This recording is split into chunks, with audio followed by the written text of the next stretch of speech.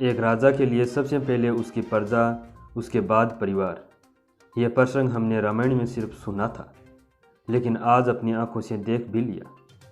धन्य है यूपी की जनता जिन्हें योगी आदित्यनाथ जी के रूप में कर्म योगी मिले हैं। जब धर्म की बात हो तो योगी आदित्यनाथ हर कदम पर साथ दिखाई दिए। फिर चाहे उनके अजय सिंह दृष्ट से पीठाधीश्वर योगी आदित्यनाथ बनने की बात हो या फिर देश के सबसे बड़े सूबे के मुख्यमंत्री बनने की बात हो, योगी आदित्यनाथ ने कोरोना काल में एक बार फिर से साबित किया कि उनके जीवन में हर समय धर्म प्रधान है। धर्म ही उनका विधान है, धर्म समान कार्य ही उनका कर्म है। इसी धर्म सम्मत कार्य को देखते हुए मुख्यमंत्री योगी आदित्यनाथ के पिता ने कहा था कि उनका पुत्र एक दिन इस देश का प्रधानमंत्री बनेगा और वो दिन दूर नहीं है। उत्तर प्रदेश के मुख्यमंत्री योगी आदित्यनाथ के पिता आनंद सिंह बिष्ट अब नहीं रहे। उनका लंबी बीमारी के बाद एम्स दिल्ली में निधन हो गया। योगी आदित्यनाथ जब देश के सबसे बड़े सूबे के मुख्यमंत्री बने थे तो पूरा परिवार खुशी से झूम उठा था। माँ सन्यासी बेटे की तस्वीर को गोद में लिए बैठी थी और उनके कामयाबी की खुशी पिताजी की आंखों में झलक रही थी। योगी के पिता आनंद सिंह बिष्ट का कहना था कि योगी आदित्यनाथ एक दिन देश के प्रधानमंत्री भी बनेंगे। उन्होंने कहा था कि योगी आदित्यनाथ और प्रधानमंत्री नरेंद्र मोदी के काम करने में काफ़ी समानता है। मेरा ये सपना एक दिन ज़रूर पूरा होगा। आपको बता दें, दीक्षा लेने से पहले योगी आदित्यनाथ का नाम अजय सिंह बिष्ट था।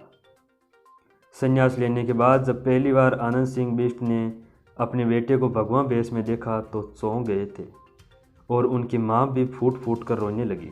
दरअसल पंचूर में योगी के स्कूली दिनों में विद्यार्थी परिषद के कार्यक्रम में गोरखपुर के तत्कालीन गोरक्षक पीठाधीश्वर महंत अवैधनाथ शामिल हुए थे। उस कार्यक्रम में योगी का भाषण सुन महंत अवैधनाथ बहुत ही प्रभावी हुए और उन्होंने योगी आदित्यनाथ को कहा कि कभी मौका मिले तो गोरखपुर जरूर आना।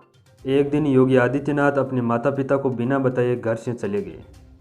माँ ने सोचा नौकरी के लिए गए हैं, इसलिए चुप रही। 6 महीने बाद भी योगी के कोई समाचार नहीं मिले। एक दिन दिल्ली में बड़ी बेटी पुष्पा से खबर मिली कि अजय गोरखपुर में है। खबर थी कि गोरखपुर के सांसद 2 महीने पहले योगी आदित्यनाथ को उत्तराधिकारी घोषित कर दिया है। खबर मिलते ही आनंद सिंह बिष्ट अपने बेटे से मिलने गोरखपुर पहुंचे तो देखा भगवा धारण किए, सिर मुंडाए एक युवा सन्यासी फर्श की सफाई का मुआयना कर रहा था। नज़दीक पहुंचे तो वो उनका बेटा अजय सिंह था। आनंद सिंह बिष्ट अपने बेटे को सन्यासी भेष देख चौंक गए।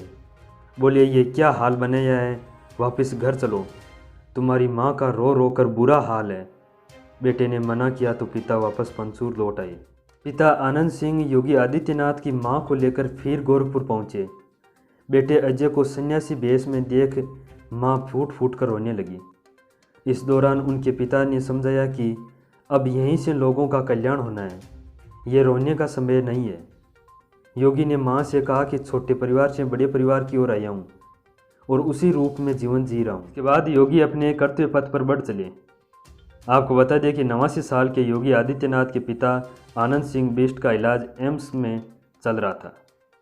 डॉक्टरों के मुताबिक उन्हें किडनी और लीवर की समस्या थी। वे आईसीयू में भर्ती थे।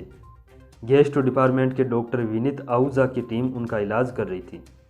डॉक्टरों के जवाब देने के बाद जल्द ही उन्हें एयर एम्बुलेंस के जरिए पैतृक गांव में शिफ्ट करने की तैयारी चल रही थी। इसी बीच उनके दिल की धड़कन रुक गई। इस प्रकार दिनांक 20 अप्रैल को 10:44 पर योगी आदित्यनाथ के पिता आनंद सिंह बिष्ट का दिल्ली एम्स में निधन हो गया। उत्तराखंड स्थित पैतृक गांव में 21 अप्रैल को उनका अंतिम संस्कार होना था, लेकिन सीएम योगी इस अंतिम संस्कार में शामिल नहीं होना था। उन्होंने इसकी सूचना अपनी मां को एक पत्र लिख कर दी और उन्होंने कहा कि वो इस अंतिम संस्कार में नहीं आ सकेंगे। दरअसल सीएम योगी को जब इस बात की सूचना मिली तो उन्होंने अपनी मां को एक पत्र लिखा और बताया कि आखिर क्यों अपने पिता के अंतिम संस्कार में वो नहीं आएंगे। उन्होंने लिखा कि अपने पूज्य पिताजी के कैलाशवासी होने पर मुझे भारी दुख और शोक है। वे मेरे पूर्वाश्रम के जन्मदाता हैं।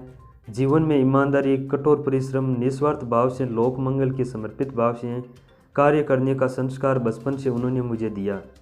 अंतिम क्षणों में पिताजी के दर्शन करने की हार्दिक इच्छा थी, परंतु वैश्विक महामारी कोरोना वायरस के खिलाफ देश की लड़ाई को उत्तर प्रदेश की 23 करोड़ की जनता के हित में आगे बढ़ाने के कर्तव्य बोध के कारण मैं दर्शन नहीं कर सका।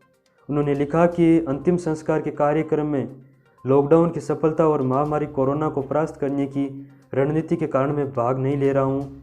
पूजनीय माँ और पूर्वाश्रम से जुड़िए सभी सदस्यों से मेरी अपील है कि वे लॉकडाउन की पालना करते हुए कम से कम लोग अंतिम संस्कार में भाग लें।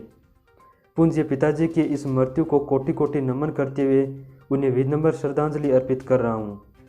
उन्होंने ये भी लिखा कि लॉकडाउन के बाद दर्शनार्थ आऊँगा। इस प्रकार की तमाम छोटी बड़ी खबरों को सबसे पहले जानने के लिए न्यूज़ 2020 चैनल को सब्सक्राइब जरूर करें। साथ ही बेल बटन दबाना ना भूलें। Thanks for watching.